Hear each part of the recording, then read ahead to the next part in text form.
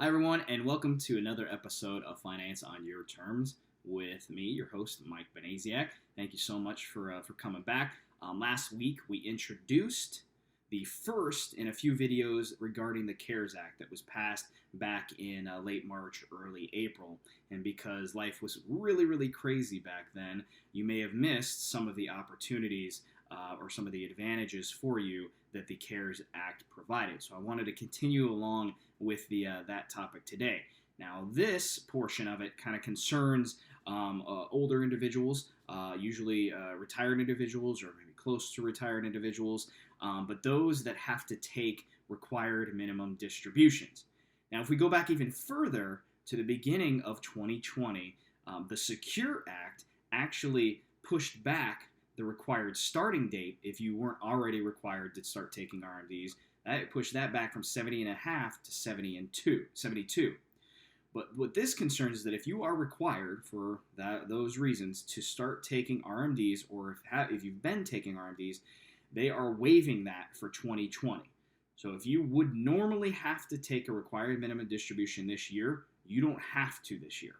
Now, some of you might be thinking, well, oh my gosh, I already took it out. Is there anything that I can do? In some situations, yes. So if you took out your RMD and you didn't need the money, you just had to take it out and therefore you're going to have to pay taxes on it. If you took out that RMD after February 1st of this year, you have until July 15th, the new extended tax filing deadline, to roll that back into your IRA or 401k. So they're calling this a 60-day rollover, even though it's not 60 days, it's longer. But they're extending that out to say, all right, if you want to put that money back, if you've got that money, you can put it back and wait until next year to have to take your next required minimum distribution. Couple caveats. One is that if you've already taken the money out of a beneficiary or inherited IRA, you can't put that money back. Now, if you haven't yet, great. That's still waived. You don't have to take it out this year. But if you've already taken that money out, then you've got to, then you can't put it back if it's out of a beneficiary IRA. The other thing is that with IRAs, not 401ks, but IRAs, if you've done another IRA to IRA rollover, you've shifted from one IRA to another in the last 12 months, you can't do another one. So you can't put that money back because that is considered a 60-day rollover. So I know that last part is a little bit complicated, but ask the question.